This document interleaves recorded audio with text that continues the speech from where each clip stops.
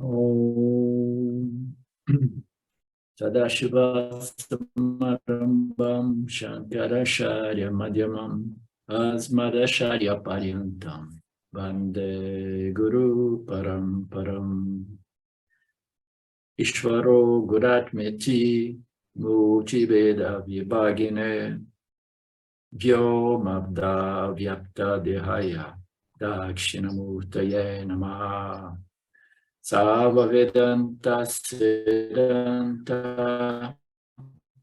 Gocharam Tamagocharam Govindam Paramanandam Satu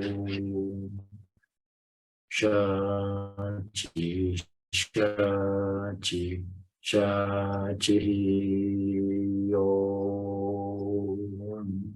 Namaste. Welcome to our class, Satsang Vedanta, a beleza do Gita, no capítulo 3, versículo 20 a 22. O Senhor Krishna ensinou sobre o importante tópico do Karma Yoga, do versículo 8 até o 18, né? Isso aí é o Swamiji estruturando os ensinamentos, né? Nesse capítulo 3, ele enfatizou a importância deste tópico, né? E entrou mais, né, profundamente na essência do Karma Yoga, né, que fundamentalmente é aquele espírito, aquela atitude de dar, né, de contribuir, de retribuir, a palavra mais adequada, segundo mim, porque a vida nos dá tanto, o Criador nos deu tanto, ele nos mantém através de todas as suas forças e princípios, leis, né?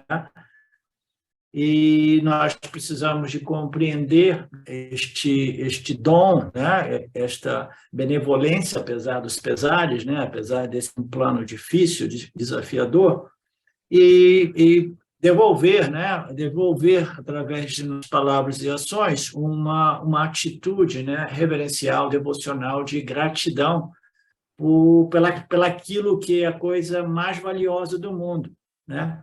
Todos nós temos os nossos valores, né? Mas todos nós sabemos que a coisa mais valiosa do mundo é o quê? É a nossa existência, não é, Alexandre? Você, no último momento, você vai dizer o quê? Não, pode levar a existência, a minha vida, né? Então, nós sabemos que Deus nos deu aquilo que é o mais valioso, né? E não somente nos deu, né, e nos sustenta através de tudo, né? Nós somos sustentados por estas leis e princípios, né, que faz de modo que nós possamos ter essa experiência humana, né? Então, não existe nada mais sensato, nada mais adequado do que nós desenvolvermos uma atitude, né, de gratidão, de agradecimento, né? Não, por quê? Você me deu aquilo que existe de mais valioso, por que eu devo estar aqui a reclamar? Reclamar de quê? Do meu Parabhada Karma, como se eu não fosse responsável pelo meu Parabhada Karma, né? Então, nós temos que compreender o dom, a beleza desta manifestação, a oportunidade de desenvolvermos esta essência, essa atitude, que é a essência do Karma Yoga, que é esta reverência, esta gratidão, né?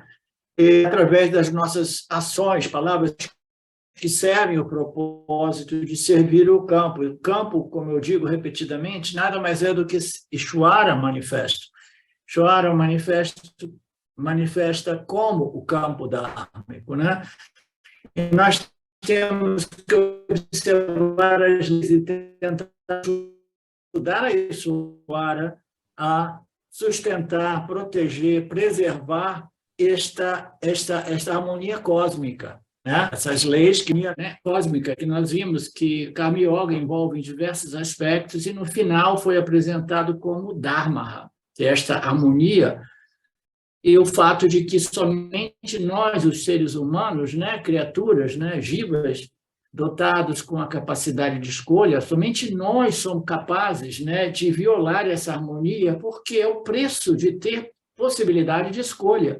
É um preço incrível, né? É uma bênção, mas, ao mesmo tempo, é uma responsabilidade enorme, porque, na medida que a gente começa a viver a vida, a gente desenvolve ragas and dveshas. Qualquer ser vivo com intelecto que permita a ele determinar, avaliar as suas experiências, inevitavelmente desenvolve ragas and dveshas, né? O que eu quero e o que eu não quero, né? E aí o que ocorre? Você começa a ser movido por aquilo que você quer. Então, é o preço desta capacidade intelectual que nós temos de discernimento, determinação e escolha. É inevitável, né?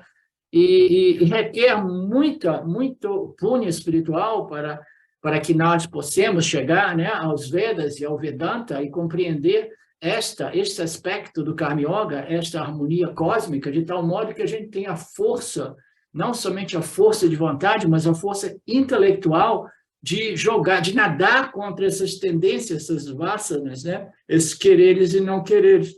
E se não forem observados de modo muito cuidadoso, né? Se não for muito bem observado e disciplinado, eles começam a nos compelir à violação do Dharma, né? Então, é o preço, nós sabemos disso, né? E a essência do Karma Yoga é observar o Dharma e manter a nossa vida em harmonia com todos os outros seres que estão sempre em harmonia, porque a eles não foi concedido o intelecto com a capacidade de escolha, né? Então, essa é a essência, uma das essências, né? Você vive para contribuir, para ajudar a sustentar essa harmonia cósmica, né? Fazendo seus papéis, contribuindo, dando mais do que exigindo, seguindo mais os seus deveres e reivindicando menos os seus direitos, entendeu? Então, tudo isso é parte dessa atitude madura que você só encontra num indivíduo religioso, espiritual, ou, em outras palavras, né, na vida de um Karma Yogi, né? E sobre este modo de vida, Karma Yoga, Krishna analisou em ângulos diferentes. Nós vimos, né? O primeiro é seguir a Deus através do temor, né? Os mandamentos do Senhor e o temor que eu tenho, e depois esse temor ele se transforma em reverência e adoração, porque a gente compreende o valor da vida, né? Então eu exprimo, né? Eu venho a exprimir, a expressar a minha gratidão, né? E mais à frente você compreende, né? O aspecto do Dharma, né? Nós vimos também o Karma Yoga de um outro ângulo, como o maior e o mais natural purificador da mente. O mais natural, né? Refinador e purificador da mente, porque, naturalmente, você, através da compreensão e da atitude, você vai queimando, neutralizando, cancelando ragas and dveshas, aquelas vássanas, né? Compulsivas, vinculantes, de que eu quero o que eu quero, eu não quero o que eu não quero, elas vão se afrouxando. Porque você compreendeu o sistema, você compreendeu o jogo da vida, entendeu? Eu não tenho controle, o controle é o sistema que determina, o sistema é uma equação que foge à compreensão intelectual humana, mas eu confio que eu compreendi o sistema. E o meu propósito é receber também, não somente as minhas ações, mas na hora da recepção, eu recebo sabendo que é prasada, que serve a um determinado propósito, porque tudo aqui é desenhado inteligentemente dentro de sistemas, o quê? Sistemas meritórios, do ponto de vista do jiva humano em seu processo de evolução.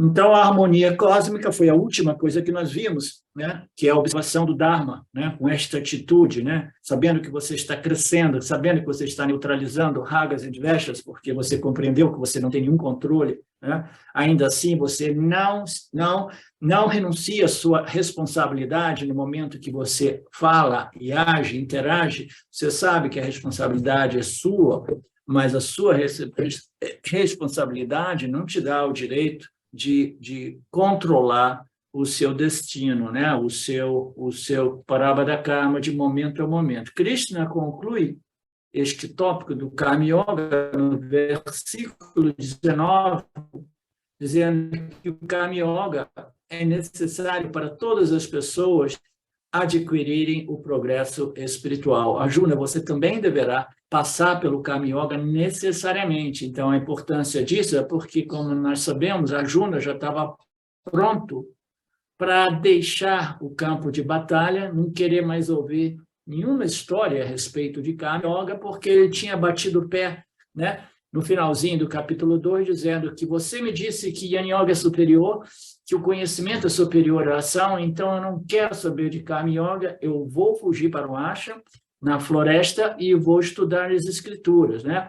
E o Krishna está dizendo, olha, você sabe que tudo bem, mas você não está realmente qualificado, e além disso existe um outro fator determinante, o seu Swadharma é uma situação de extrema, né? Uma situação extrema que nós estamos vivendo, né? Muito semelhante ao que nós vivemos nos dias de hoje, e o seu papel como general é lutar para restabelecer essa harmonia cósmica, né? Este Dharma, né? Proteger e restabelecer. Então, você, além de tudo isso, você não pode fugir ao seu dever, né?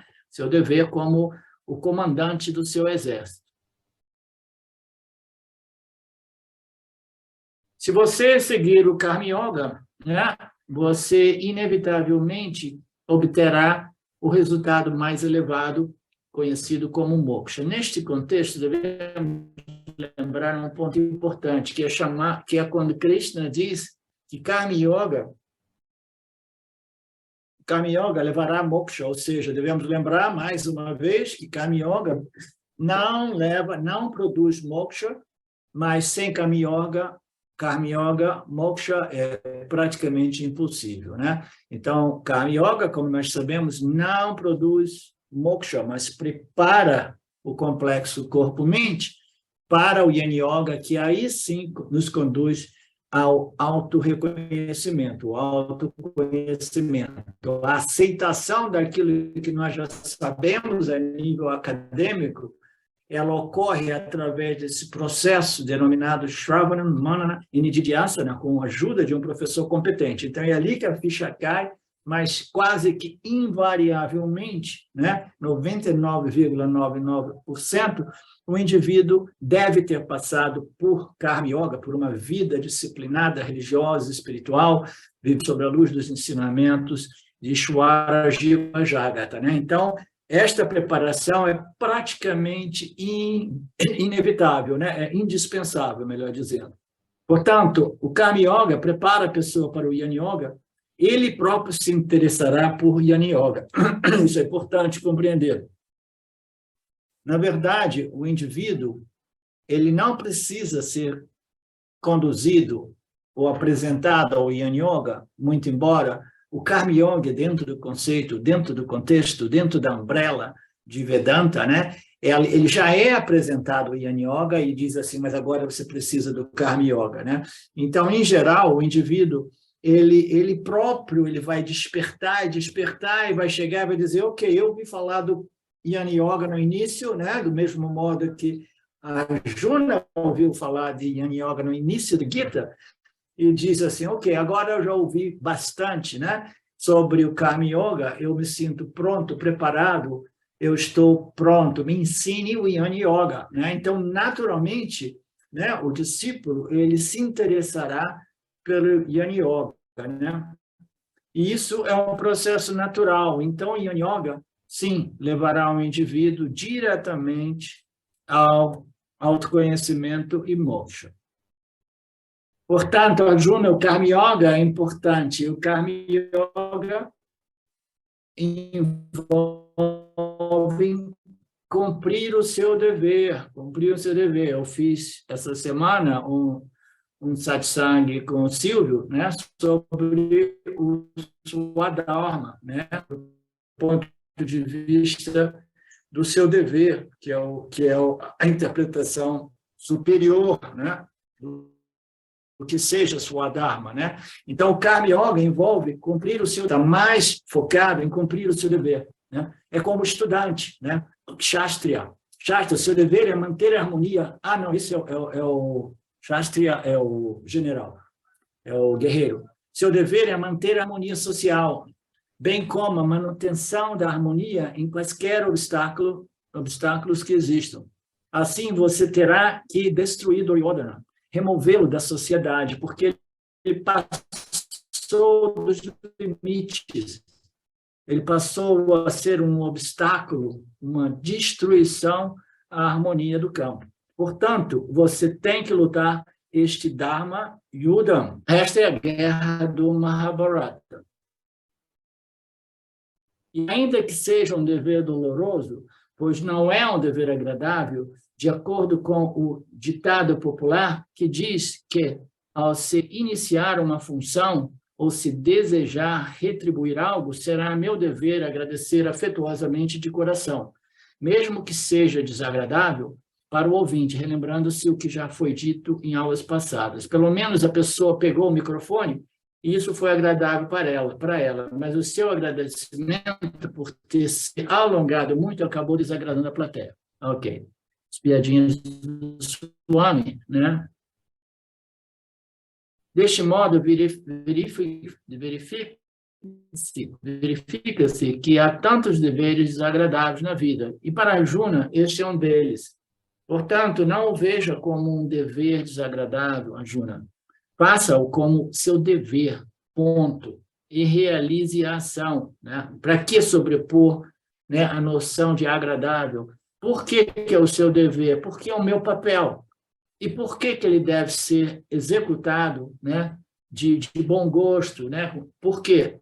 Porque é em proteção e defesa do Dharma. Se é em proteção ao Dharma, ele jamais pode ser desagradável. Desagradável é fazer ações que são em violação ao Dharma. Mas ações em proteção ao Dharma jamais podem ser feitas com sentimento de desagrado, né?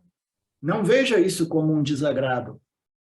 É o seu dever, realize essa ação, porque ela é necessária em proteção do Dharma. Portanto, siga o dever. O seguir o dever, né, eleva a sociedade, eleva o indivíduo, né, e você se prepara, né, para os progressos espirituais, né, precedentes ao seu autoconhecimento. Então, ele faz uma referência ao rei Janaka, né? Somente pelo dever de elevação da sociedade você deve realizar suas ações, como fez Janaka e outros, né? Então, ele vai dar uma pincelada sobre o King Janaka, e ele está falando o dever, né, de elevação da sociedade. Como é que a gente eleva uma sociedade vivendo de modo dhármico, né, observando, agindo e falando de modo dhármico, né, seguindo de exemplo para as próximas gerações como um indivíduo dhármico, né? E aí o que a gente está fazendo? A gente está elevando a sociedade, a gente está tendo um impacto positivo na sociedade, né? Então você realiza as ações que irão elevar a sociedade, não as ações que irão destruir ainda mais a sociedade, né? Você segue os exemplos de grandes reis como Janaka e outros.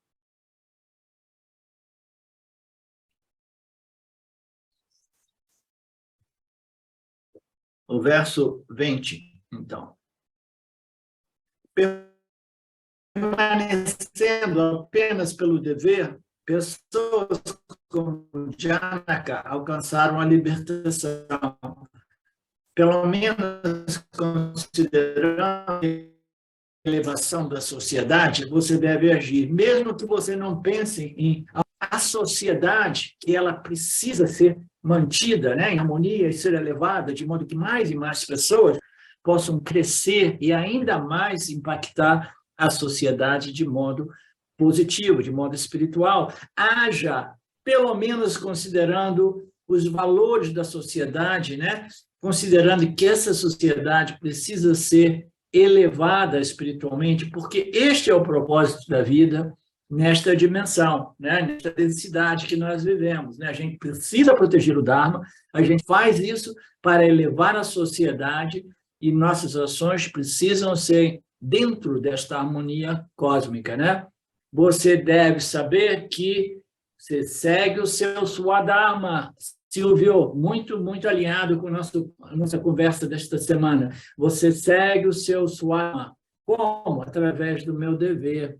Não aquilo que eu sinto dentro, não aquilo que é a minha natureza intrínseca, porque eu nasci com uma guitarra na mão, eu queria ser um músico. Não, você vai fazer o seu papel, o seu dever. Se o seu karma não permite a você ser um músico de esquina, um músico de rua, um músico de grandes plateias, você simplesmente agradece e diz assim, não, nenhum problema, esta tendência natural permanece dentro de mim como uma semente, né? Se for o meu destino, no futuro ou em outros nascimentos, ela irá germinar. Mas agora eu quero fazer o quê? O meu dever, o meu dever. Então, permanecendo sempre focado no dever, não naquilo que eu sinto, naquilo que eu gosto de fazer, pessoas como Janaka, ou Janaka, eu esqueci a pronúncia correta, Janaka, eu penso. Pessoas como Janaka alcançaram a libertação. Então, nós estamos vendo aqui uma ação de um rei que era considerado, né, um desses reis sábios e justos, né? Ele seguindo o Dharma, seguindo essa orientação das escrituras, né, de manter esta harmonia, né, de ser justo com o seu povo, né, ele grada o rei, entendeu? Que é proteger, né, a sua população, né, o seu povo, e propiciar as condições necessárias para que elas possam se elevar espiritualmente, né, materialmente, religiosamente e espiritualmente. Então, ele sabia que este dever de um rei precisava ser muito bem analisado, de modo que o dever não fosse simplesmente, né, uma tradução de desejos por satisfações pessoais, aquela posição que permite a eles tudo, né, o desfrute total, né, eles não têm limite. Eles podem executar uma pessoa, aliás, né? Por quê? Porque ele é o rei. Então, um Janaka, ele não observou os direitos do rei, mas ele observava, acima de tudo, o dever de um rei. Olha, uma pessoa realmente, né, sábia, realmente que compreendeu o Dharma, o Swadharma de um rei, do ponto de vista do dever, né? Então, ele, por seguir esse caminho, compreendendo sua Dharma de um rei, ele alcança o autoconhecimento e a libertação. Então, ouvindo tudo isso, Arjuna ainda se sentia um pouco tímido, né? Acabrunhado, tímido e sentindo uma certa desconfiança, o que é comum a todas as pessoas, especialmente as pessoas da família. Interessante essa história das pessoas da família. Então, ele diz aí que é natural, é comum, as pessoas sempre desconfiam, né? A gente sabe que a dúvida e a desconfiança é muito comum e todos nós, né, somos, né, não é nem vítimas dessa desconfiança, dessa falta de confiança, porque realmente no que tange os humanos, né? Cada humano tem sempre uma agenda enrustida e a gente tem que ficar sempre com um pezinho atrás, né? Então, é comum as pessoas terem desconfiança. E o Krishna, o Arjuna estava talvez desenvolvendo até mesmo uma desconfiança de Krishna, pensando, pô, o que Krishna agora está me dizendo? Tudo isso, né? Ele quer tanto que eu entre nessa batalha, né? Que lidere o meu exército e faça esta guerra sanguinária, né? Derrubando sangue neste campo do Mahabharata, né? Então ele falou assim, de repente esse cara tem uma agenda, de repente ele tem um investimento nessa guerra, né? Aquela desconfiança, né? É muito comum. E ele coloca aqui especialmente desconfiança em relação às pessoas da família. E é igualmente comum que perguntem ao Swamiji se uma pessoa que continua permanecendo na família e continua amarrado às suas infinitas responsabilidades, você acha que é possível, Swamiji, que ainda assim eu possa obter a libertação? Né?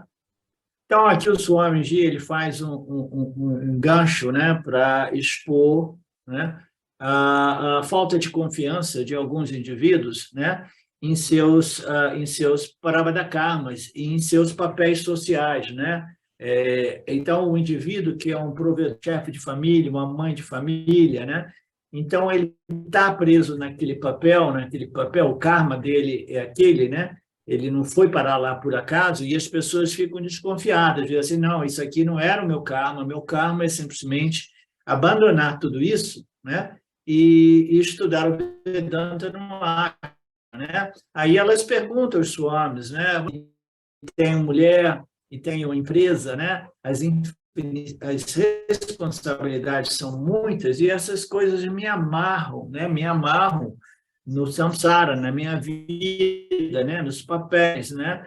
Então, você acha, Swamiji, que ainda assim o autoconhecimento e a libertação é possível, né? Então, essa é uma questão muito comum e nós já vimos em versos anteriores que todos esses estágios, né, dos ashramas, né, o ashrama do infantil que estuda, depois ele se esposa, ele casa, e ele se torna um dono de família, um provedor, uma mãe de família, e depois se aposenta, e depois ele se torna um sannyasa, a estrutura antiga, né, a estrutura tradicional védica, né? Então, nesses 4 estágios, né, as escrituras dizem que o último ashrama, que é se tornar um sannyasi, não é realmente indispensável, entendeu? Não é compulsório, né? Por quê? Porque você pode obter o autoconhecimento até mesmo desenvolvendo os seus papéis dentro da sociedade, né? Naturalmente, se ele fugiu com o melhor amigo dele, etc., etc., aí ele vai dizer, tudo bem, né? Agora eu posso me tornar um sannyasi, né? Eu não sei qual Felipe que eu me referi, porque agora eu fiquei confuso. Oi, Felipe, chegou tarde a minha piadinha? Espero que não tenha sido de mau gosto, é uma brincadeira, né? Quando a gente cumpre os nossos papéis sociais, né? Não, Aí foi nós nenhuma. temos a possibilidade de dizer, podemos dizer, né? Podemos dizer, agora tudo bem, agora eu cumpri os meus papéis, né? E agora eu decidi, né, final da minha vida, me torno um sannyasi. Mas o Swamiji, né, todos os nossos gurus, né, nós todos dizemos que não é realmente necessário. É para isso que nós temos o Karma Yoga, que o indivíduo possa fazer esse trabalho de preparação, né, de desenvolvimento, né, dessas qualidades, de modo que, em uma determinada idade, ele tem a possibilidade de abandonar mais e mais, né, gradualmente modificar o seu estilo de vida, né, começar a delegar, transferir toda essa interação para os membros mais jovens da família, e ele vai entrando no Shravana Manana Nididhyasana, que deve culminar com o autoconhecimento, né? Então, não, você não precisa realmente ser um sannyasi, um sadhu, um swami. Mas muitas pessoas imaginam que é impossível.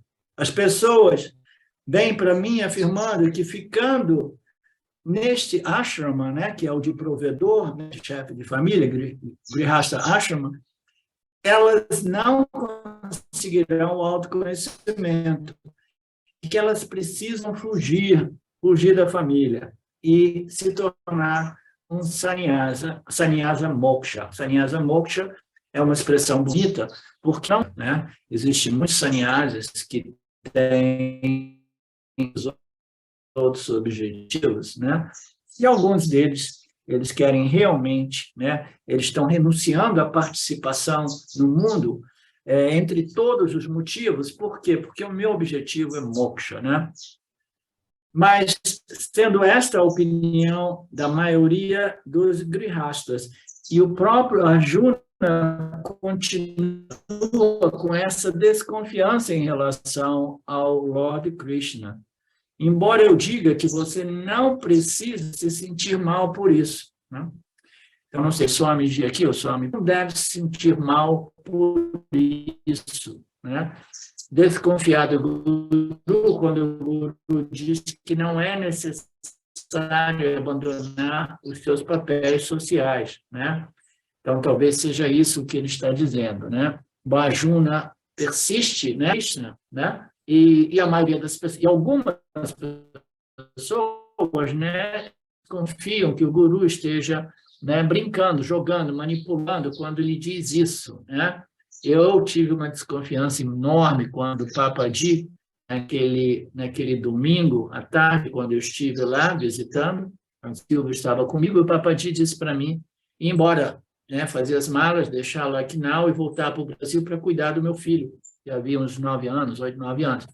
E, naturalmente, eu falei, não, mas a minha história é autoconhecimento e moksha, eu fico aqui. Ele falou, não, você já compreendeu os ensinamentos, a sua prática espiritual, aquilo que te permitirá crescer, é ir para o Brasil e cuidar do seu filho, né? Então, eu fiquei desconfiado, eu tive dificuldade de aceitar aquilo, e eu tive que processar tudo aquilo até eu reconhecer uma certa sabedoria naquilo que ele estava dizendo, né? Mas é natural e as pessoas não precisam se sentir mal por causa, devido a este sentimento de desconfiança. É muito frequente. Oi. Deixa eu só fazer uma questão. Nas escrituras védicas, elas recomendam, né, assim, em 2 etapas. Eu esqueci o nome aqui agora. Primeiro, cuidar da família e depois se tornar um renunciante, né? Para estudar, para estudar auto-intuição e se tornar um sannyasi. Então, está dizendo aí que não é necessário essa etapa de renunciar tudo, mesmo depois que a gente cumprir os papéis com a família, não precisa você afastar para poder adquirir o autoconhecimento, é isso? Eu sugiro que você assista as últimas aulas do Gita, se você não assistiu, mas eu vou te responder assim mesmo, né? O ponto aqui é que o indivíduo, né, na medida que ele cresce, ele vai sentir uma atração tão grande pelo Yin Yoga, que é contemplação e reflexão, né? Ou estudo, reflexão, ouvir, né? Então, ele vai sentir uma atração tão grande por tudo isso que ele, naturalmente, ele vai reduzir a sua interação com o mundo, vai reduzir a sua participação, ele vai até reduzir o Karma Yoga, né, como sadhana espiritual, porque ele vai começar a se dedicar mais e mais, naturalmente, entendeu? Ele vai ser compelido a buscar Shravana, Manana, Nidhi. O importante é que a gente não deixe os nossos ashramas de provedor, os nossos papéis sociais, para simplesmente fugir dos desafios da vida. Este é o grande perigo, né? Muitas pessoas fogem dos desafios da vida e se escondem atrás da máxima espiritualidade. Eu conheci diversas pessoas assim, né? Eu também segui esse movimento no início, né? E até que gradualmente você será tão atraído que você gradualmente, harmoniosamente, você vai modificando o seu estilo de vida, né? Delegando um pouco daquelas atividades para outros membros dentro do possível, ou espera até que seus filhos cresçam, né? Mas é um processo gradual e natural, tá? Então, não impede. Existem diversos casos de pessoas, de entidades, né, de indivíduos que permaneceram nos seus papéis e ainda assim obtiveram autoconhecimento moksha. E o rei Janaka é um exemplo dele. Diversos reis são dados, né, são apresentados como exemplo, né, deste caso.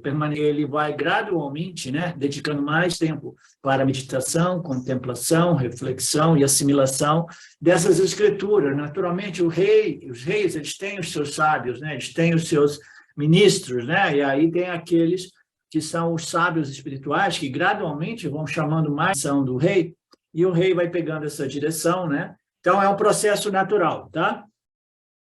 Perfeito, perfeito. É porque na escritura ele fala que o rei Janaka, somente pelo Karma Yoga, ele adquiriu o autoconhecimento, né? Não, ele não obteve o autoconhecimento através do Karma Yoga, porque o Karma Yoga jamais produz o autoconhecimento. Ok? Perfeito, perfeito.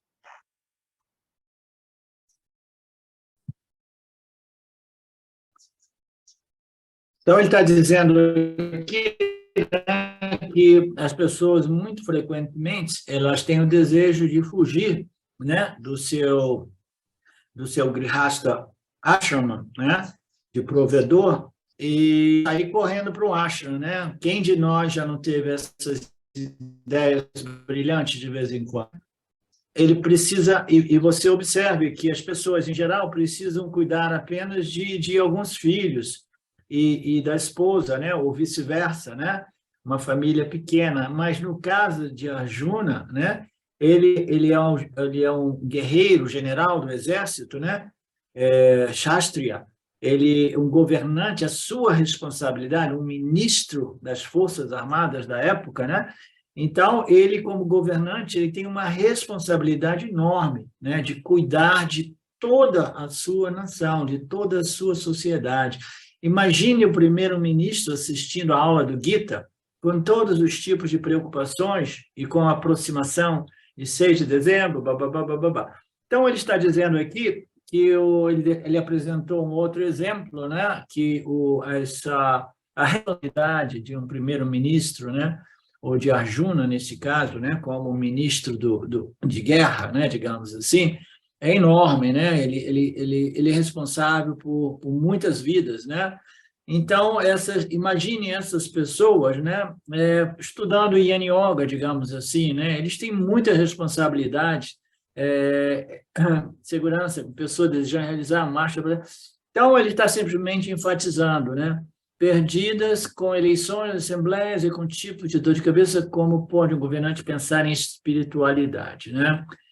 Então, ele está dizendo aqui, ele está querendo dizer que, na maioria dos casos, essas pessoas, elas precisam, principalmente, de exercer os swadharmas delas, né? Elas precisam de exercer devidamente os seus swadharmas, né? Observando o karma, dharma e yoga, e esquecer, né, do Yin Yoga, até que as condições sejam propícias, porque era isso que estava acontecendo com a Arjuna. A Arjuna estava querendo abandonar, né, o seu Swadharma, o Karma Yoga, e simplesmente ele queria se tornar um sannyasi, né? Então, imagina se os governantes que não têm tempo para nada, né? Imagina se um ministro do exército, um ministro de guerra, né? Ele simplesmente diz, não, agora eu vou dar um tempo, nos próximos 6 meses a um ano eu vou estudar as escrituras, né? Então, não pode, o cara tem sob a sua responsabilidade, né, uma nação. Então, ele precisaria, né, de renunciar àquela posição, né, procurar um substituto para se tornar um sannyasi, né? Isso é a moral da história. Arjuna talvez se sinta intimidado, por isso Krishna diz, nunca se sinta tímido, mesmo um grihasta permanecendo em grihasta ashrama, pode seguir a espiritualidade e alcançar moksha, né? Então, aqui, aquela desconfiança inicial de Arjuna, né? Aquela timidez, né, que foi colocada, que ele ficou meio vacilando, assim, né? E ele disse, né, não tem necessidade de se sentir, né, confuso ou tímido, né? Você simplesmente permaneça no seu papel de general do seu povo, né? Você pode sim seguir, né, dentro desse papel, você ainda assim pode ir e crescer a espiritualidade e alcançar a moksha, né? Mas em seu devido momento, porque como nós sabemos, né, a ação, o exercício de um papel social, ele não produz moksha, mesmo que seja um exercício permeado pela grandíssima espírito, a atitude de um karma yogi, né? Porque o karma yoga irá produzir o quê? Preparação espiritual, né? Então, o moksha, o autoconhecimento, será alcançado como subproduto, né? Como subproduto de uma vida dentro do grihasta, né? Sob observação do Swadharma, observação dessas harmonias cósmicas que precisam ser protegidas e mantidas, né? como eu disse, cada ashrama tem o seu próprio ponto positivo e o seu próprio ponto negativo. A única coisa é que aquela margem do rio que é essa, né? Então, ele dá um exemplo de duas margens de um rio, né? Elas são idênticas, ambas servem o propósito, né, de fazer fluir o rio, né? Mas de um lado você vai imaginar aquela margem é melhor, deste lado eu imagino aquela outra margem é melhor, né? Mas elas são ambas perfeitas, né?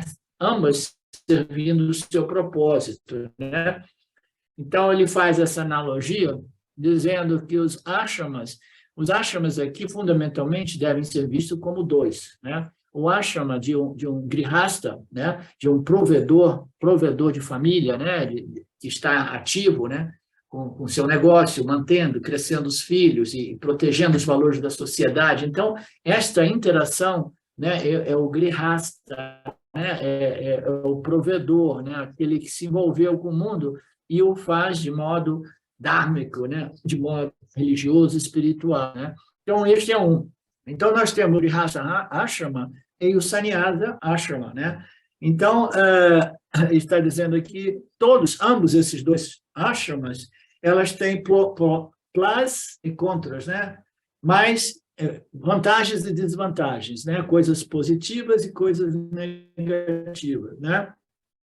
Se você entrevista um sannyasi em particular, eles podem dizer que, por engano, eles não vêm a este ashrama. Se você fala com sannyasi, né, eles podem até dizer que foi um engano que eles tenham vindo a este ashrama de sannyasi. Os casos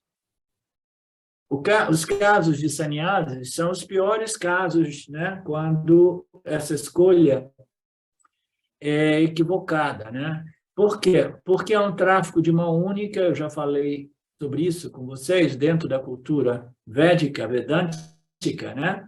Se você se torna um sannyasi, você precisa destruir a sua identidade oficial, né? A sua identidade legal, melhor dizendo. Todos nós temos uma identidade legal, né? Um número como contribuinte do Estado, né? Participante, que nos define. Nós temos alguns deveres e muitas obrigações, né? Nós temos alguns direitos e muitas obrigações, né? Mas quando você entra no Sannyasi Ashrama, você não pode mais voltar atrás, porque você destrói a sua identidade legal, você deixa de existir. Na Índia, ele simplesmente se apresenta, o Asha apresenta esse indivíduo, ele não precisa mais pagar nenhum bem. Ele até recebe um nome novo, Silvio, um nome novo, como símbolo de ruptura com o seu passado. Ele já não é a mesma pessoa de antes. Aquela pessoa que era um contribuinte do Estado, ela é inexistente. Agora existe um buscador dentro do ashrama. Então, a identidade legal do indivíduo é destruída, né?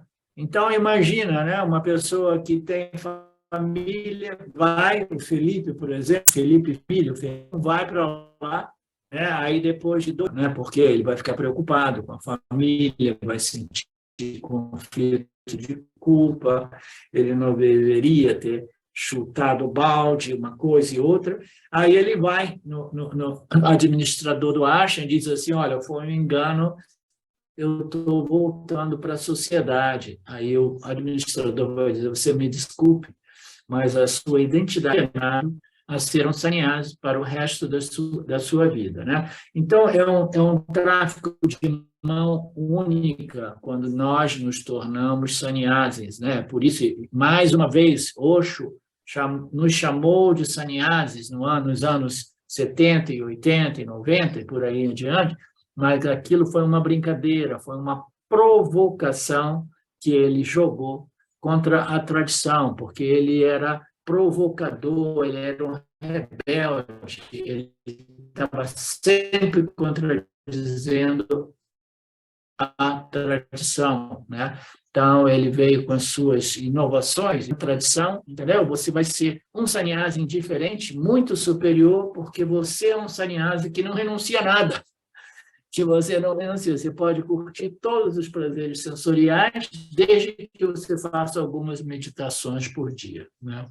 Então, foi uma provocação, foi uma brincadeira. Mas o sannyasi, propriamente dito, né, é uma decisão de tráfego único, né, de mão única. Portanto, permaneça no mundo. Você pode mudar de ideia a qualquer momento e se tornar um sannyasi. Mas saiba, se você se torna um sannyasi, você não pode retornar, né, para se tornar um householder, né, um homem de família, né? Sannyasi não pode deixar o sannyas. Ok.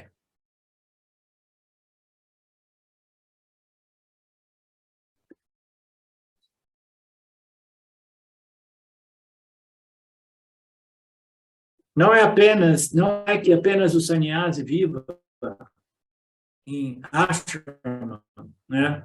Nós temos agora o conceito do ashrama, tudo isso é ashrama, né? Então, nós temos o primeiro ashrama, o segundo ashrama, o terceiro ashrama e 4 ashrama. Então, o que isso aqui está querendo dizer? Que a vida nesses 3 estágios, 4 estágios, até mesmo no estágio de infância, né, no qual nós somos estudantes e obedientes aos nossos pais, né, preferivelmente, aquilo também precisa ser, era impregnado na cultura védica da época, aquilo também era um ashrama. Um ashrama é algo muito sagrado, a casa do indivíduo, a família, tudo deve ser o qual eu vivo, cujo objetivo é o meu crescimento, a minha elevação espiritual, né? Então, não só o sannyasi, aquele que efetivamente vai viver num ashram, ele viva num ashram, porque o ashram é literalmente, né?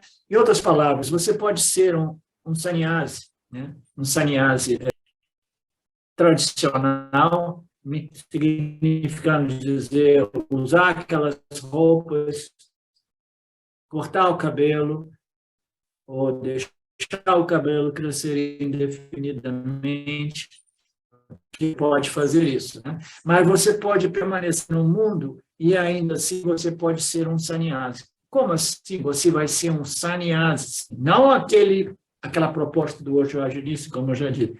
Você pode ser um sannyasi desde que a sua principal, número 1, que é o meu autoconhecimento. Se você vive sob a luz desses conhecimentos, se você tem isso como objetivo, então você não tem nenhum problema de dizer, não, eu sou um sannyasi. Mas como assim? Você vive e trabalha no mundo, né? E você não usa esses vestimentos de sannyasi, aí, naturalmente, né? O Felipe pode dizer para os clientes que a gente diga isso, né? Nós precisamos realmente de vivermos como um sannyasi, pelo menos interiormente, né? Então, o que é o sannyasi? O sannyas, a palavra sannyas significa que renúncia, aquele que renunciou. Então, o que eu estou renunciando, né? Eu estou renunciando à crença de que esse mundo é real e que os objetos lá fora servem realmente para me completar, me satisfazer, né? Então, quando eu renuncio a essa ignorância, quando eu renuncio a esses valores, eu começo a trabalhar no processo de neutralização desses contos equivocados, a ilusão de que este mundo é real e de que ele realmente representa a solução na minha vida. E a gente pode fazer isso até mesmo mantendo os nossos papéis dentro da sociedade. Esse é o ponto, tá? Qualquer lugar pode ser um ashram, né? A minha casa, o meu escritório, nós podemos converter qualquer espaço num ashram.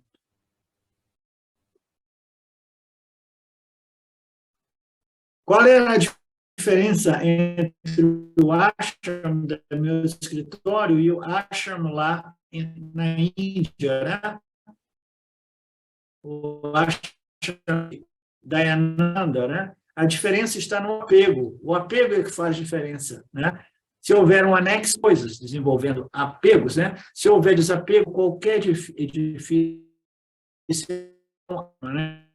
Essa é uma analogia para dizer que se nós estivermos apegados ao mundo, apegados aos escritores, apegados, né, às coisas e às pessoas, né, e o dinheiro, né, a posição social, então o nosso ambiente de trabalho, o nosso ambiente de vida jamais será um ashram, né? Então aqui ele está definindo ashram, né, como o desapego, né, o não apego, né, que anteriormente eu defini como a compreensão de que nada disso irá me pegar nas coisas, nas pessoas, nas circunstâncias,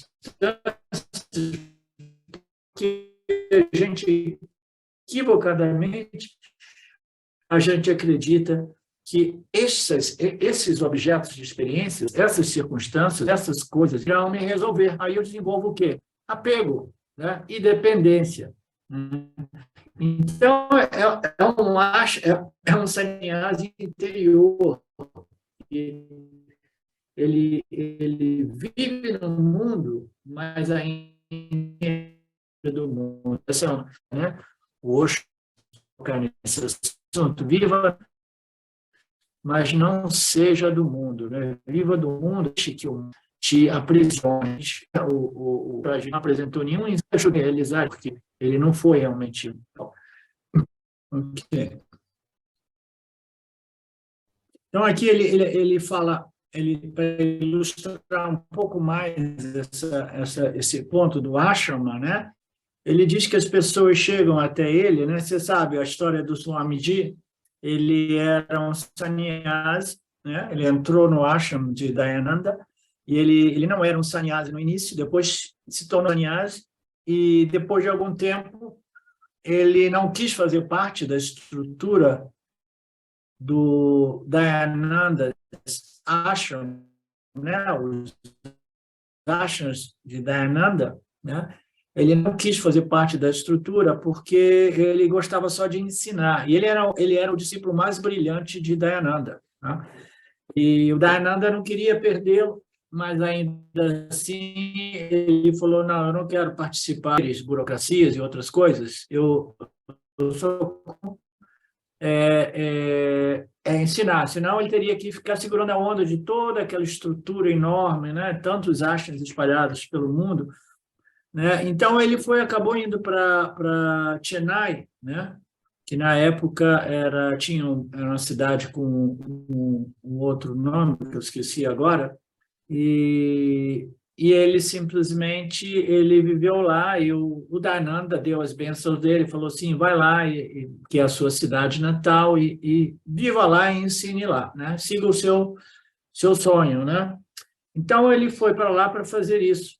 E as pessoas que vão, né, às vezes visitá-lo ali, porque ele dá aula 5 dias por semana, daquilo que eu sei, em localidades diferentes, né?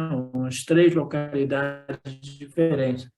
Então, as pessoas vão lá e, às vezes, perguntam a ele, mas eu posso ir, eu não sei como é que eu chamo. Eu chamo a sua casa, o seu ashram, o que é? Aí ele diz para as pessoas não ficarem confusas, eu digo de chamar de residência, ok? Mas é assim, é o ashram dele, que ele vive sem nenhum apego, é simplesmente um espaço no qual ele ocupa, né? A diferença entre uma casa e um ashram não é uma diferença externa, exterior, é uma diferença causada pelas pessoas que vivem dentro dela, né? Então, é uma diferença interior, né? Interiorizada, né? A mente, né? As atitudes, o desapego, né? E o conhecimento, a compreensão, a elevação espiritual daquelas pessoas torna um ambiente feito, né? Construído de tijolo e cimento num templo sagrado, né? Desta maneira, Krishna ensina que os grihastas podem permanecer em qualquer desses ashrams e alcançar o autoconhecimento e governantes. né? Eles podem continuar a ocupar a posição de sua responsabilidade e ainda assim chegar à libertação, como foi explicado por Krishna no exemplo popular tirado de um próprio Upanishad ao citar o rei Janaka, né? O Maharaja Janaka, né? Então, again, para não dar margem de confusão aqui, né? Ele está falando que o indivíduo pode permanecer nos seus papéis sociais, como no caso do rei, né? E alcançar a libertação, mas ele não alcança realmente através da observação do Dharma e ações, né, em harmonia, né, com esta harmonia cósmica, né, de justiça, né, respeito, compaixão, empatia pelo povo. Nada disso tornou o rei Janaka um Jnani, o que autoconhecimento e moksha, porque mesmo que ele ainda estivesse com aquelas responsabilidades, ele já estava vivendo esse processo de auto-investigação interno, entendeu? E muito provavelmente ele já não estaria, né, ocupado, né, diversas horas, tantas horas por dia, né, lidando com as políticas, né, e suas obrigações, mas ele já estava reservando tempo para este processo final do Vedanta, né? Shravanam, Mananam e Nididhyasana, né?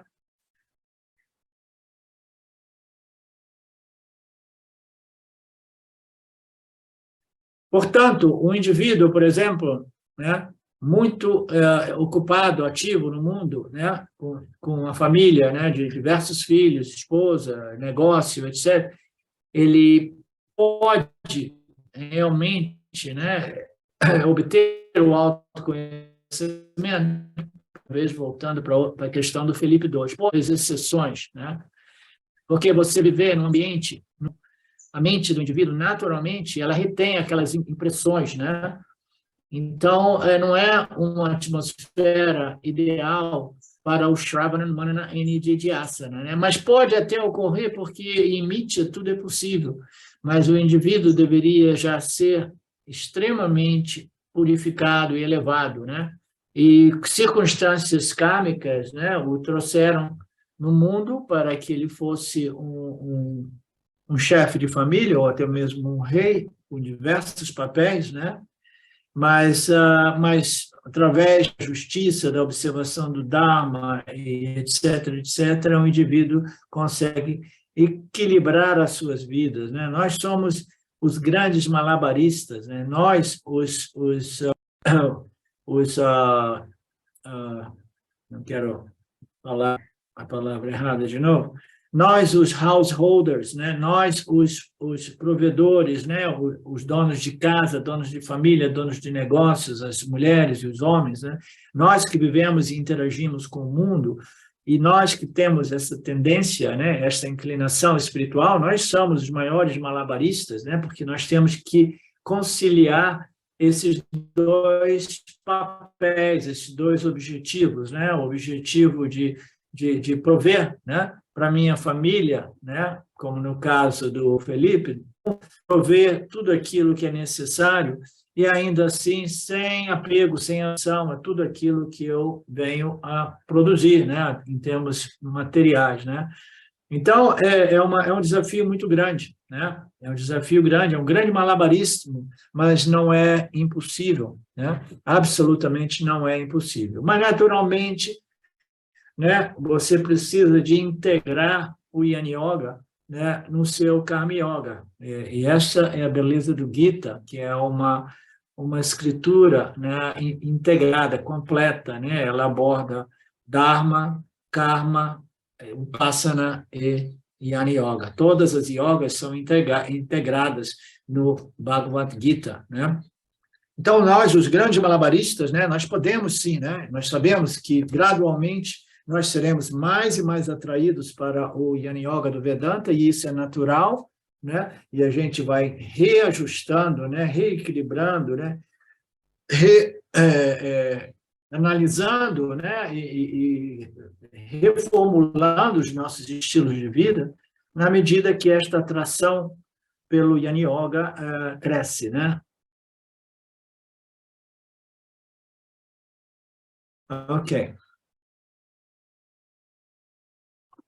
Encontramos no Brihadaranyaka Upanishad a citação de vários reis, muitos instruídos, muitos sábios, sobre Garga, Ajatasatru, Samvada, diálogo. Há uma discussão, um texto vedântico, um texto Upanishad. Há uma discussão no Brihadaranya Upanishad, conta-se que um Brahmane erudito vai até Ajatasatru.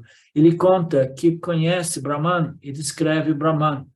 Ajatasatru lhe pergunta se o que ele afirmou sobre Brahman era tudo o que ele sabia, então o seu conhecimento estaria incompleto. Mas aquele Brahmane, muito erudito, cuja vida era dedicada ao estudo e ao aprendizado das escrituras, mas, ainda assim, não mantinha seu falso ego. Se rende ele disse que se houver mais conhecimento que deveria obter, ele se entregaria ao aprendizado e se tornaria o discípulo, Ele suplica o favor de ensinar a ele, Então, deve ser um texto lindo, maravilhoso, que fala sobre, descreve, ilustra mais uma vez essa situação. Um grande erudito, um grande acadêmico, digamos em palavras mais comuns, que conhece tudo sobre os Vedas e os Upanishads, e ele vai a este sábio, propriamente, genuinamente sábio, e ele diz que eu sei tudo sobre Brahman, e o sábio diz, se você diz que sabe tudo sobre Brahman, e se isso é tudo que você sabe, então o seu conhecimento é incompleto. Por que o conhecimento dele é incompleto? Então ele diz, ele vai a esse sábio, é um diálogo que existe, os ensinamentos do Vedanta são apresentados quase sempre como diálogos, Neste Upanishad, ele vai lá, ele é um grande erudito, ele sabe tudo sobre as escrituras, e ele diz que ele sabe tudo sobre o Brahman. E aí vai descrever o Brahman. Ele descreve o Brahman, todos os aspectos de Brahman, todas as naturezas de Brahman, E descrevendo tudo, pois o sábio lhe pergunta se é isso tudo que você sabe sobre o Brahman, porque se isso é realmente tudo, o seu conhecimento é incompleto. Quem é que pode me responder por que é incompleto?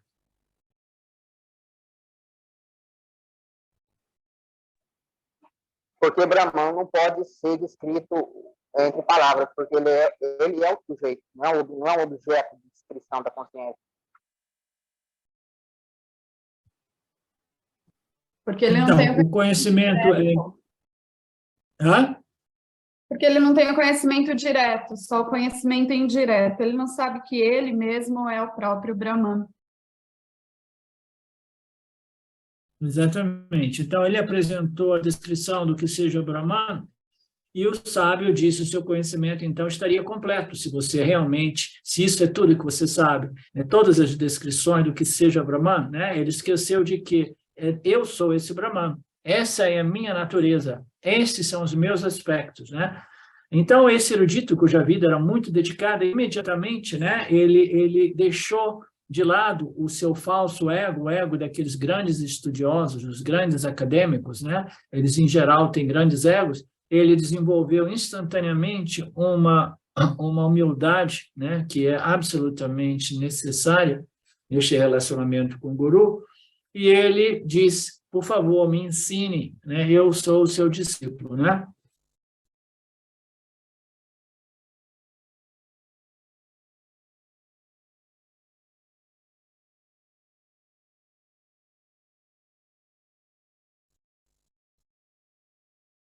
E aí tem um outro aspecto desses personagens aqui, Eu sou um governante, um Kshatriya, e você me pede para ensinar a você que é um grande erudito, mas não importa.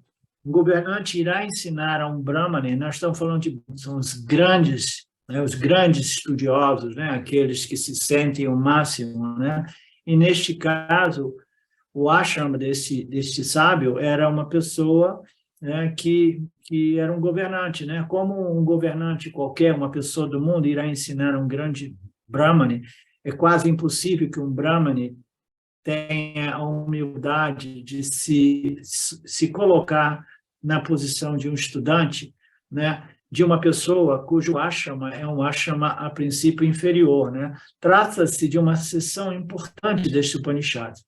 Bacana.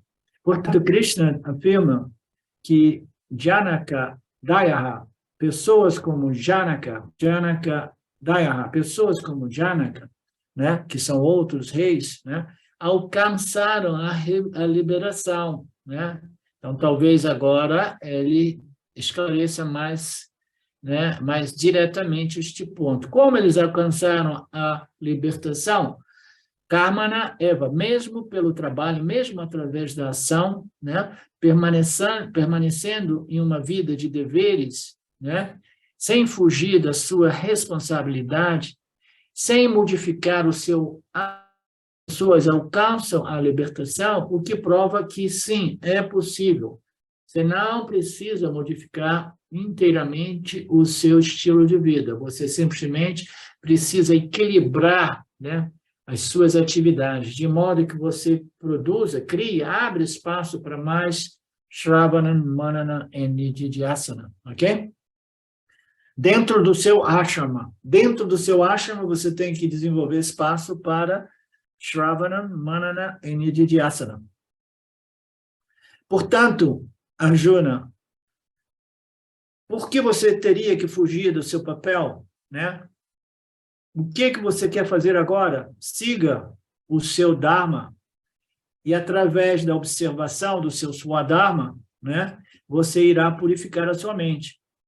Continue neste ashrama, né, neste ashrama de guerreiro, de general, de comandante do seu exército, permaneça nesse ashrama, neste papel, e você irá ganhar o autoconhecimento, né?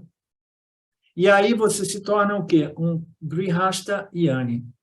Muito interessante esta colocação. Agora ele apresenta o Grihastha, que é um indivíduo que desempenha papéis na sociedade, e ele traz esta expressão, Grihastha Yani. É um Yani, né, envolvido no mundo, um Yani em exercício, né, em exercício de papéis e atividades dentro do mundo, né?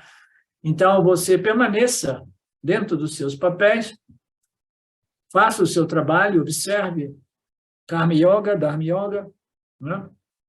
E gradualmente você irá abrir espaço para o Jnana Yoga e vai obter o seu autoconhecimento e você vai ser conhecido como o quê? Um Grihastha Yani, né? Grihastha Yani é um Yani que não abandonou os seus papéis sociais, né? Família, negócios, né? Entre outras coisas, né? E ainda assim é um Yani. No capítulo 4, Krishna falará sobre Grihastha Yani. E com este exemplo, Krishna passou a confiança que estava faltando a Arjuna, né? Encerrando o tópico do Karma Yoga. A partir de agora, na segunda linha deste verso, Krishna abordará um outro tópico. O tópico Karma Yoga foi encerrado, né, nesta primeira linha do verso 20, né?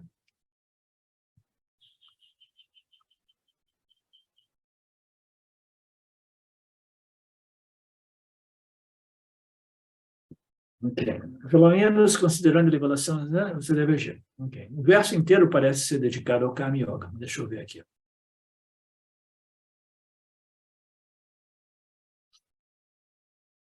Qual será o pano de fundo para este tópico que devemos saber? Agora, Krishna disse em 2 versos anteriores, o verso 17 e 18, que o Karma Yoga é importante para a preparação, a purificação. E, posteriormente, ele diz que o Karma Yoga é indispensável para a obtenção do autoconhecimento. E uma vez que uma pessoa se torne um Yani, uma pessoa livre estará liberada. Deste modo, para esta pessoa, o Karma Yoga não é mais compulsório, porque o meio não é o fim, o meio é uma obrigação, é compulsório, até que um fim seja alcançado. Uma vez o fim seja alcançado, né, ele é considerado um Grihastha Yani, né? Não mais um Karma Yoga. Assim, para um Yani, Karma Yoga não é mais necessário, né? Então, nesse verso, ele aponta para isso, né? Siga permanecendo apenas no seu dever, pessoas como o rei Janaka alcançam a libertação, né? Pelo menos considerando a elevação da sociedade, continua agindo no mundo, né? Então, a segunda linha desse verso já aponta para um outro aspecto, né? Que não é realmente do Karma Yoga, porque aqui o Janaka e a pessoa, né, que seguiu, né, o Swadharma e seguiu o Dharma e seguiu, desenvolveu essas purificações espirituais, mentais, então ela chega ao moksha, chega ao autoconhecimento. E após o conhecimento, o que ela faz? Né? Ela continua agindo no mundo. Para quê? Para a elevação da sociedade. Então, esse é o segundo aspecto, né, embutido neste verso 20. Né? Uma vez você tenha a sua libertação, você ainda assim, você não abandona, né, a sua interação com o mundo. Para quê? Para contribuir, né, para a elevação da sociedade, contribuir do ponto de vista de sabedoria espiritual, né? Então, esta é a contribuição, e por isso que os yanis, eles são, de um certo modo, eles são encorajados, né, a compartilhar o autoconhecimento, compartilhar o ensinamento espiritual revelados a eles, né? Por quê? É o que a sociedade mais precisa, né? Se nós vivemos um período tão difícil, é porque esse conhecimento espiritual ele foi sendo suprimido, né? E foi atrofiando, digamos assim, né? Na sociedade, né? Esse é o que nós chamamos de Kali Yuga.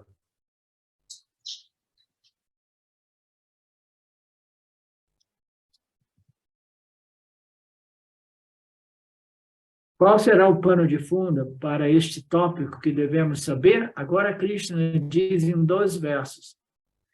O Karma Yoga é importante para a preparação, purificação, e, posteriormente, ele é indispensável, né, para a obtenção do autoconhecimento. Uma vez que o Jnani, ele já não é mais um Karma Yoga, ele é simplesmente considerado um Jnani, né? Krishna disse que o Jnani não requer, o que Krishna disse Krishna disse que o Jnani não requer karma. Entretanto, Krishna não afirma que o Jnani não deve fazer ações, que não deve fazer karmas, né?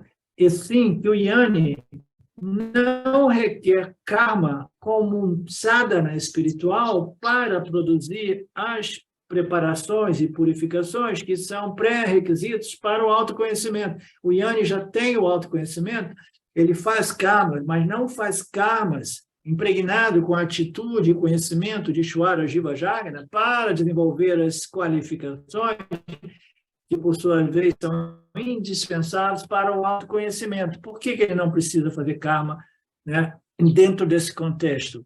Porque ele faz karma só para contribuir para o meio ambiente, não mais para desenvolver qualificações. Ou seja, ele pode fazer ações ou pode não fazer ações, e é recomendável, né, em geral, que os yanis, eles continuem interagindo, pelo menos para servir, né, no mínimo, servir de exemplo, né, porque nós sabemos que as nossas ações, muitas vezes, elas falam infinitamente mais do que milhões de palavras sábias, né? As ações são muito mais potentes.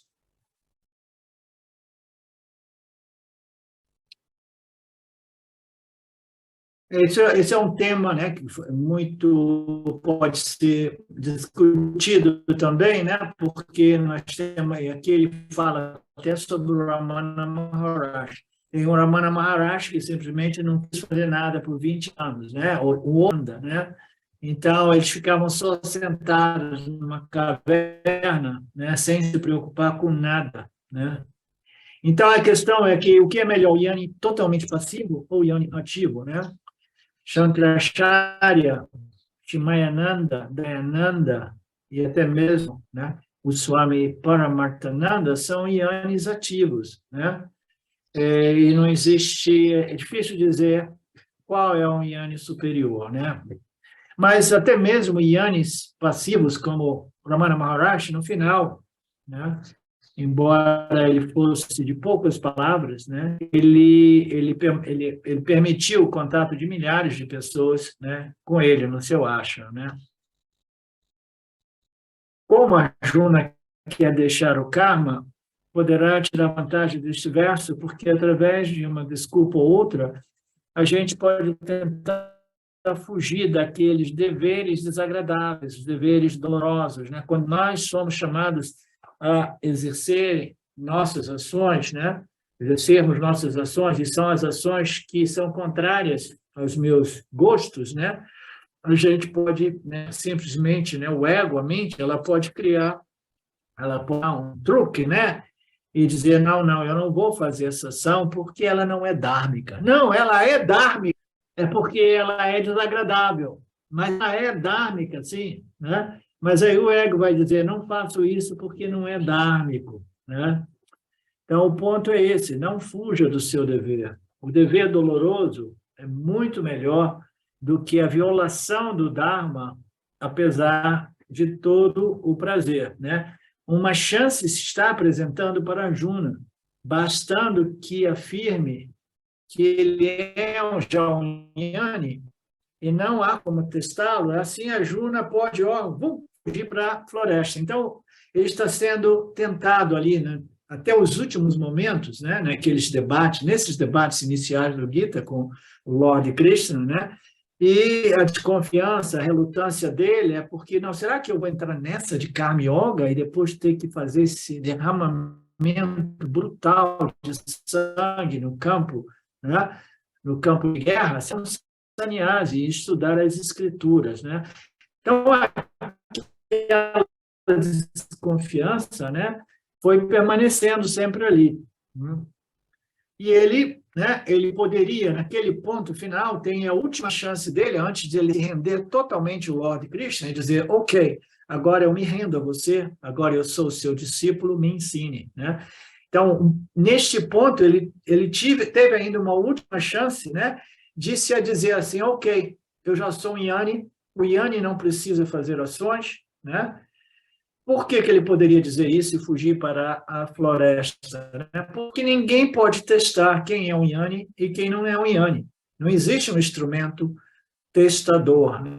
Às vezes eu falo brincando, né, que existe um instrumento que é um moxômetro, né, que a gente pode testar se uma pessoa ela tem moksha, né, se ela tem o autoconhecimento ou não. Mas não existe nada disso. E o Arjuna poderia, né, simplesmente jogar essa carta e deixar o campo de batalha, né? Sem que o Krishna pudesse testar, né? Muito embora o guru, né, o professor, ele tenha uma certa capacidade de leitura, né, para uma capacidade de expor ao discípulo, né, ao estudante, que ele não é realmente ainda um Yanni, né? Muito embora seja muito melhor jamais expor essas coisas aos discípulos, né, aos alunos, né? Eu não faço isso porque pode pegar no ego, né? E não tem nenhum valor realmente, né? Porque só tem valor se a pessoa descobre que não, eu não sou ainda um Yanni e eu estou me iludindo, né? Se vier do professor também, muitas vezes pode ter nenhum efeito positivo ou até mesmo um efeito negativo, né?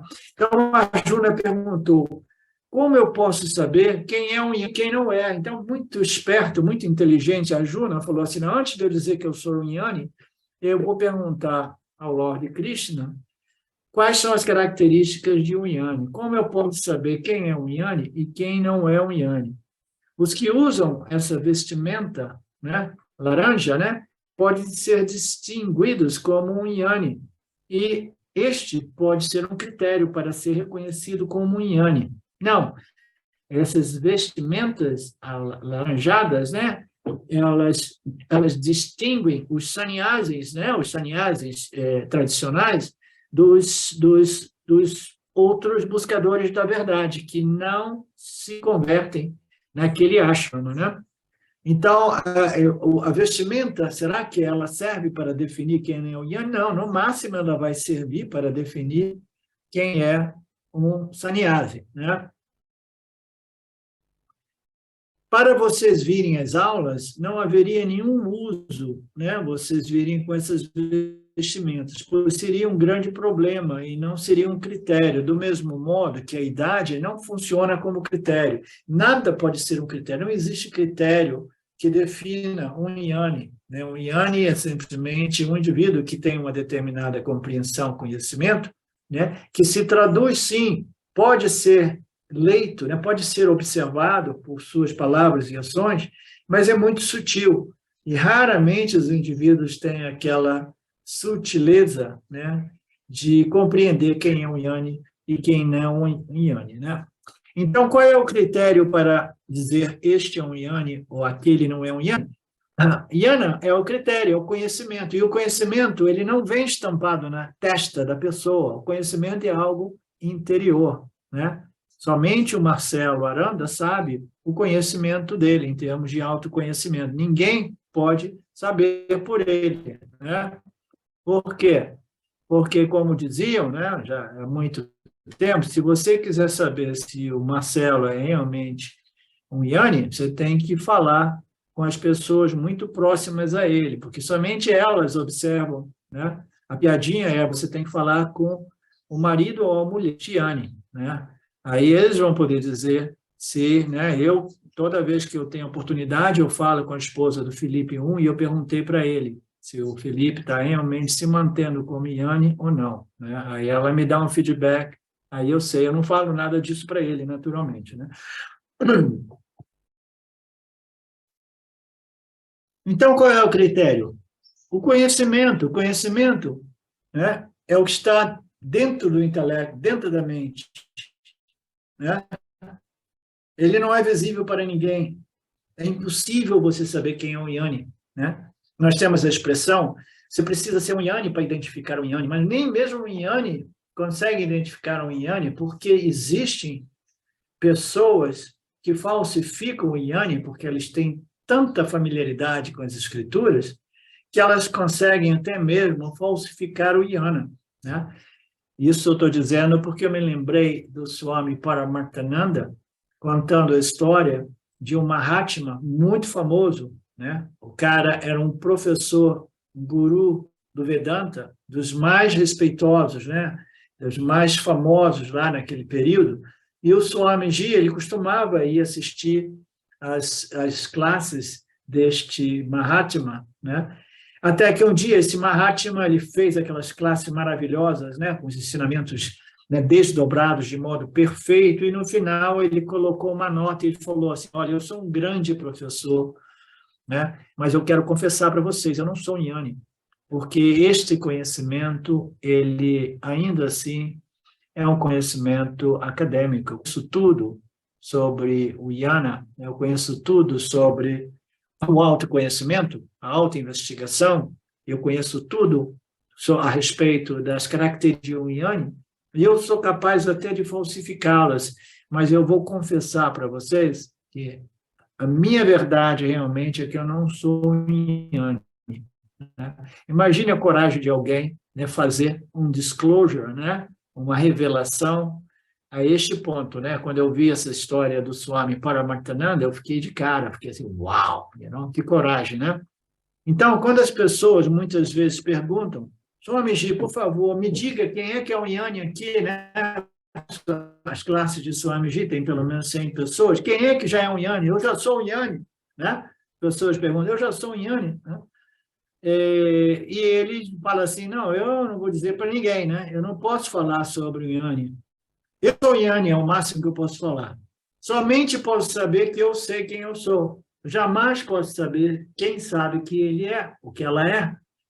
Eu só posso saber quem eu sou ou não saber quem eu sou, ou eu sei o que eu sou em minha natureza livre e independente, como Satchitananda, ou eu sei que eu sou corpo-mente e estou contemplando a ideia de que eu talvez seja, né, Satchitananda, consciência e existência de natureza ilimitada, né? Não, eu estou no meio, eu estou ainda ali, né, em cima do muro e não me decidi ainda qual é a minha real identidade natureza, né?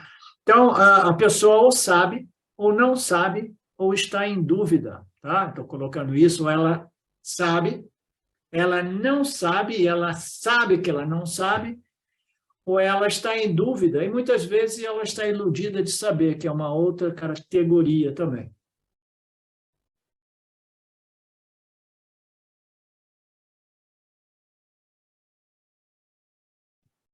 Desta forma, a Júnior pode alegar que é Yanni.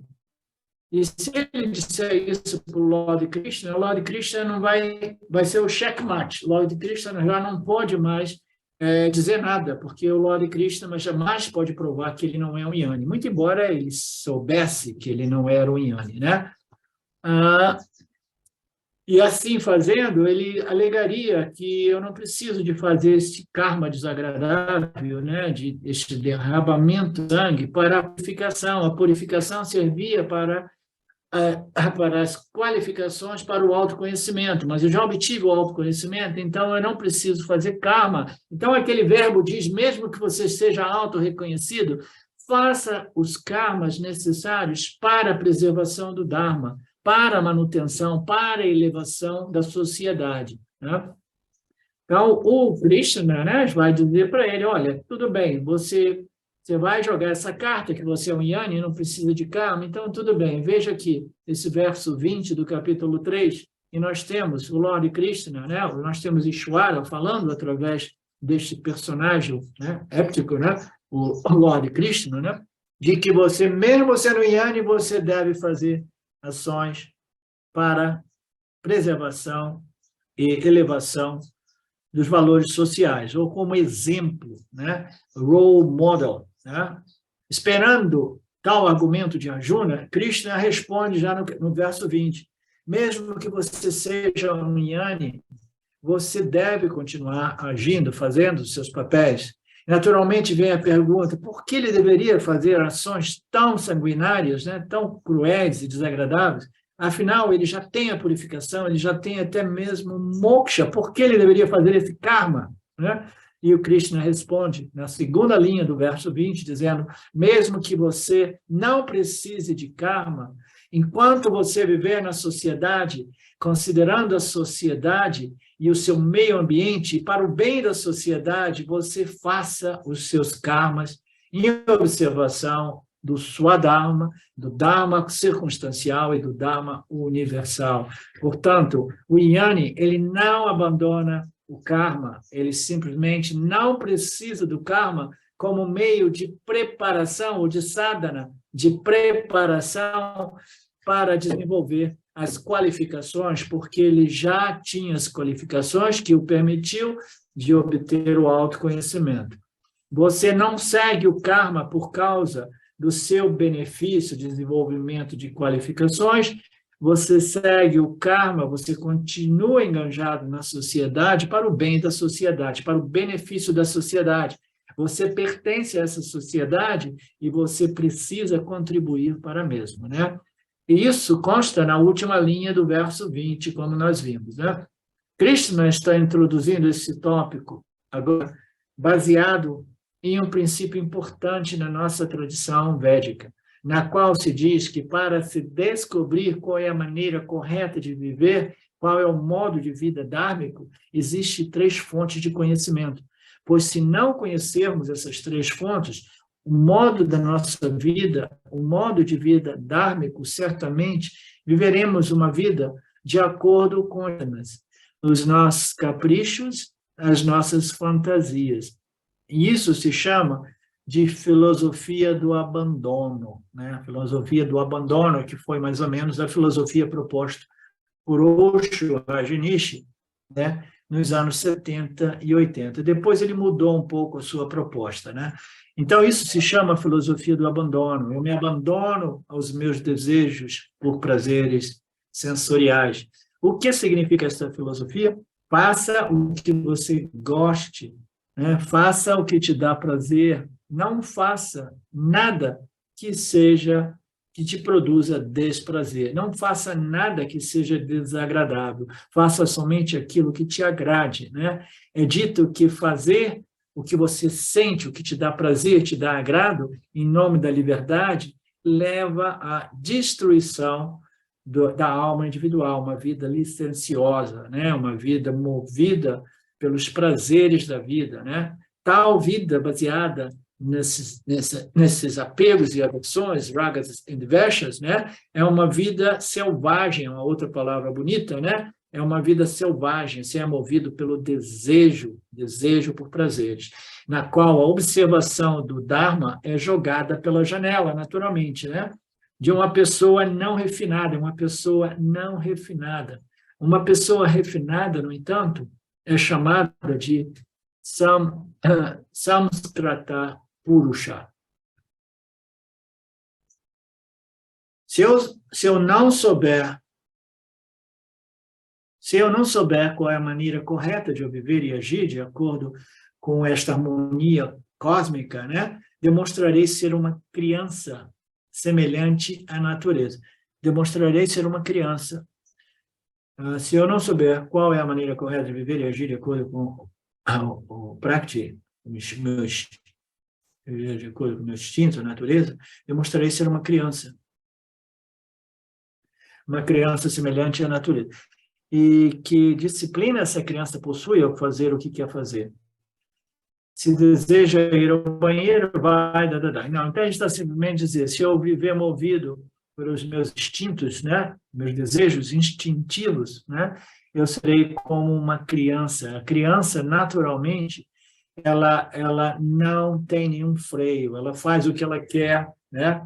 Ela faz cocô em qualquer lugar, onde quer que ela esteja. É habitual ocorrer dela ser colocada no braço do Swami e fazer xixi no Swami, né? Aí ele fala, porque os Swamis, eles são quase que terapeutas ou psicólogos, né? Aí as famílias, elas têm desses brahmanes, né? Eles vão lá nessas classes, né? E aí, às vezes, convidam o Swami ou querem apresentar os membros da família, aí pega, olha aqui o meu filhinho mais jovem, o meu filhinho faz xixi no Swami, e o Swami não pode dizer nada, né? Porque é a natureza de uma criança não ter freio, né? Ela vive segundo os instintos, né? Ela faz xixi no Swami sem nenhum problema, sem nenhum conflito, sem nenhum senso ou sentimento de inadequação, né? Ela não tem ainda, ela não é um indivíduo, uma alma refinada.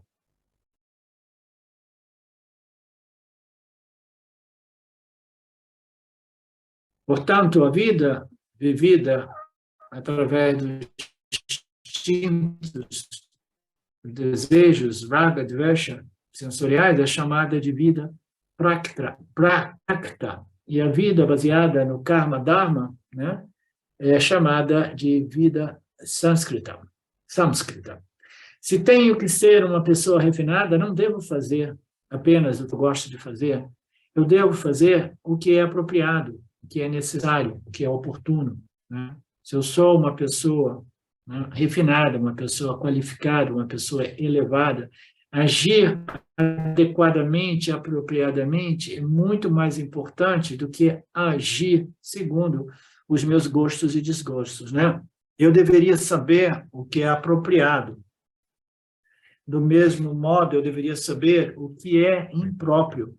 Então, a questão é qual é a fonte de conhecimento a respeito de Dharma e Adharma que será o meu guia. Qual é essa fonte, né? É a nossa tradição. Aí as pessoas, muito frequentemente, elas querem uma lista, né? Diversas pessoas, inúmeras pessoas me perguntam, você tem um livro, um texto que fale somente sobre o Dharma, né? O que é Dharma? O que é Dharmico? O que podemos fazer? O que não podemos fazer, né? Então, quando você entra, né? Eu, quando estive na Índia, talvez pela última vez, eu fui numa livraria, né? A mais famosa lá em Tiro, e eu procurei Dharma, e finalmente eles me mostraram um livro. Ele pesava uns 10 quilos ou 5 quilos, era imenso, era monstruoso, cheio de ilustrações, né? E ali era alencado tudo que você pode fazer e tudo que você não pode fazer. Tá? Então, isso é um exagero, né? Porque a gente quer apresentar, compreender os conceitos, né, do que é Dharma, o que é Adharma, né? o que é o meu Swadharma, o que é um Dharma circunstancial, o que é um Dharma universal, né? E eu tenho que, né, dentro do dia a dia, nas minhas interações, eu tenho que navegar esses 3 aspectos do Dharma e tentar viver uma vida em harmonia com o cosmos, né? Em harmonia com as leis, os princípios que regem o campo. Não é fácil, não é fácil. Mas é essa tradição nossa, são esses ensinamentos que vão gradualmente, entendeu? A gente vai desenvolvendo essa compreensão a cada dia mais. No outro dia, alguns dias atrás, eu fiz esse vídeo com o Silvio, né? A questão dele era isso: eu quero saber o que é, como, né, viver segundo o meu Swadharma, né? Swadharma é um dos aspectos do Dharma. Esta é uma ciência linda, maravilhosa, que vai aparecer aqui no Gita, na beleza do Gita, tá? Então, a questão é: qual é a fonte de conhecimento que eu posso me basear para viver em harmonia com o Dharma, né?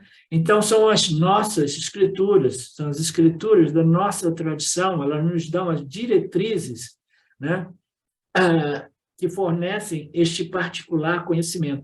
E aqui é interessante que ele coloca: temos as escrituras da nossa tradição que nos dão as diretrizes nos sutras por obrigações primárias ou primordiais, né? Então, a investigação, como eu digo, aqueles que estudam comigo já há bastante tempo, né? O primeiro ponto que nós precisamos desenvolver é uma compreensão sobre Dharma e Adharma, né? Senão a gente não consegue viver uma vida com o espírito, né, de um Karma Yogi, né? Viver uma vida, né, de um Karma Yoga, com uma atitude de um Karma Yoga, pressupõe uma clareza a respeito, né, da observação do Dharma, né, e o modo de evitar atitudes, não só ações, atitudes e ações adármicas, né? Então, qual é o primeiro passo? O primeiro passo é essa discriminação, né? O discernimento, aqui ele disse primeira investigação, mas poderia também dizer primário, né? Que é a discriminação. Essa é a base de tudo, né? Todo esse caminho vedântico que nos leva à nossa elevação, ela inicia com a compreensão do que é dármico e o que é adármico em termos de minhas palavras, minhas ações e minhas atitudes, né? Isso a gente vai... Eu poderia ter comprado aquele livro, que pesava quase 10 quilos, né? Trazer, né? E aí tem um livro que diz: você não pode fazer isso, não pode fazer aquilo, mas muitas daquelas diretrizes se referiam a 5.000 anos atrás, quando o estilo de vida era diferente, e são absolutamente irrelevantes agora, né? Então, o que é importante é compreender o conceito do que seja o Dharma, tá? Você entende, Silvio? Gradualmente isso vai se formando, esta compreensão e a habilidade de responder, né, de momento a momento, né, sob a luz desta discriminação entre Dharma e Adharma, né? Agora vamos analisar o que é o Dharma, o modo próprio de viver. Os Vedas inteiros são nossas escrituras, consideradas a fonte primária de Dharma, Adharma e Jnana. Só o conhecimento a respeito de Dharma e Adharma, ele é fundamental, ele é a base de tudo isso, né? O ser humano nunca pode conhecer totalmente, porque o conhecimento do ser humano é limitado, como já observamos diversas vezes, né? A gente faz ações com as melhores das intenções e, às vezes, somente quando nós vemos, a gente se dá conta que ela não era uma ação realmente apropriada e adequada, né? Muitas vezes a gente reconhece só mais tarde, né? Nós temos diversos exemplos disso, né? Então, porque o nosso conhecimento é muito limitado, né? Então a gente vai se apoiando nas escrituras do Dharma, né, para tentar, né, discriminar, não somente através do meu bom senso, né? Mas com base num conhecimento, né, revelado a respeito do Dharma a Dharma, né? Então, devido a essa dificuldade nossa, limite intelectual, e a impossibilidade que nós temos de ver, né, os movimentos futuros, né? Como eu disse, muitas ações colocadas no campo com as melhores das intenções acabam dando errado, né? Se tornando nocivos para a sociedade, né? O que a gente considera bom por algum tempo, mais tarde prova o contrário. Algumas comprovações científicas, ou até mesmo psicologicamente, você acha que determinadas coisas te melhoram agora, mas psicologicamente, mentalmente, ela te melhora agora, mas vai criar uma vassana qualquer que seja, né? Que depois se torna um obstáculo monstruoso. Então, não é simples, a gente não tem esse conhecimento, né, muito profundo, né, para poder ver os possíveis desdobramentos, né, de determinadas condutas nossas, né? A gente, apesar de tanto avanço tecnológico, até mesmo científico, nós sabemos, não temos muita capacidade. Assim, de posse de um intelecto muito limitado, fica difícil agir adequadamente, né, apropriadamente. E por isso nós dizemos que os Vedas, né, precisam ser levados em conta como uma revelação do Senhor. E esta é a fonte primária chamada Shruti, ok? Esta é a fonte primária, nós vamos ver isso amanhã, na nossa aula de amanhã. Existem fontes primárias, existem fontes secundárias, né? E existem comentários de ambas as fontes primárias e até mesmo secundárias. Então, vamos parando por aqui, né? Esses Vedas, né? Eles nos dão boas apontamentos e indicações de como viver uma vida em harmonia com essas leis e princípios do Lord, né? E a gente vai gradualmente, né, desenvolvendo a capacidade, né, de navegarmos no mundo, né, sem rompermos essa harmonia do Dharma. Ok. Alguém tem alguma coisa a dizer? Alguma objeção? Alguma questão?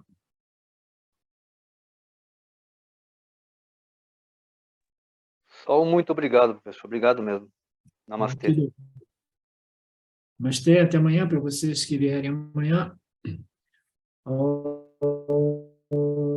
Purnamada, Purnamidam, Purnamudachyate, Purnasya Purnamadaya, Purnamevavashishyate.